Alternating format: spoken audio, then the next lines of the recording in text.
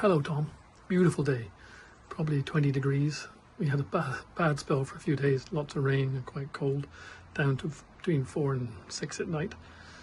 But today was the day we read up the garden, as they would say back home. So I'll just show you what I did. I cleaned up the lawn a bit, fertilized, trimmed off the heathers so they look a bit better. They were looking a bit scruffy looking. And I had a big wisteria up on the roof of the garage and carport. So I cut it back big time. And then I'll walk around, go down the steps here.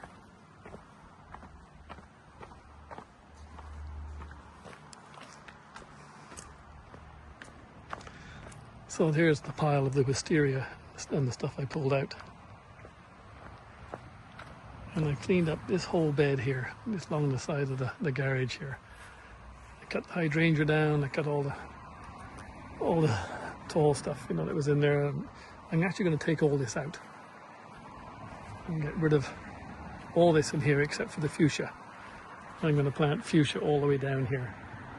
And that way there's less work. It's just way too much work. And I love the fuchsia.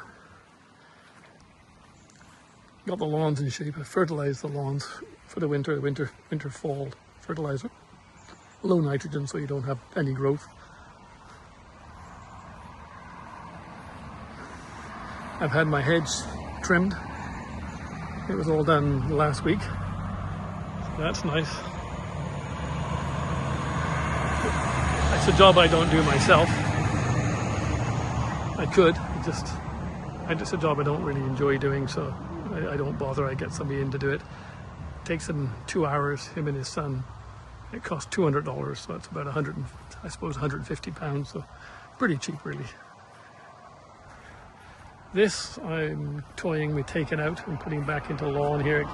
It's all so messy. I mean, look at this for buttercups. The buttercups just grow like mad here, and they're massive. You know, and the deer get in here and the stuff lies down flat. I quite like this with the gravel and a few pots. I might do a few more of this. But I really do have to cut back on the work. So there's the rest of the hedge that was done. I'm going to clean that corner up there by taking most of it out. And I'm going to plant the Autumnal daisies in there because they're a nice show at the end of the summer. You have quite a few in bloom. But they're work because you have to, you know, stake them or tie them up or do something. I'm looking for stuff that I don't have to spend any time with a lot of maintenance. So I'm taking all this out of here. This is all coming out. This is going to be heather in here. Whole bed of heather.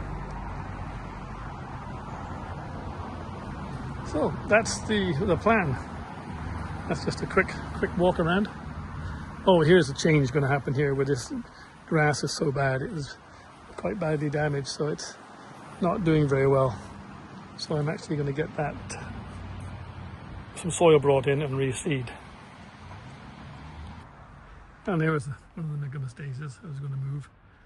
Another one here.